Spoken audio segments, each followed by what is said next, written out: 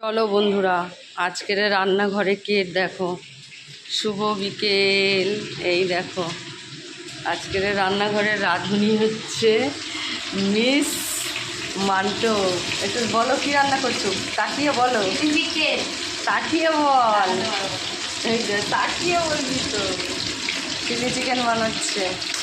এই যে ভেজে ভেজে খেয়েই তো সব শেষ করে দিল। আমি না, তোমার বড় তো সব খাওয়া হয়ে গেলে তাহলে আর বানাবিটা কি?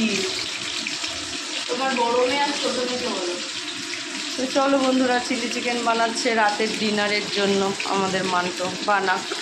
আজকে আমার শরীরটা বড্ড খারাপ, ওর জন্য দোকানের রান্নাটা কোনো রকমে করেছি। এই যে কোনো রকমে করেছি, ভালো লাগছিল না। আর ও এখন রাত্রের ডিনারটা বানাচ্ছে। চিলি চিকেন ফাইনালি বানিয়েছে, দেখি কেমন হলো কালারটা। না আর দেখি, ভালোই হয়েছে না বলো বন্ধুরা? গাইস তোমরা কমেন্ট করে বলো কেমন হয়েছে।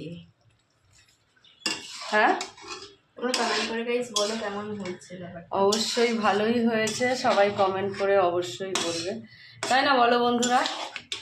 তাহলে ছোটু একা কাজের না, মানতেও কিন্তু কাজের।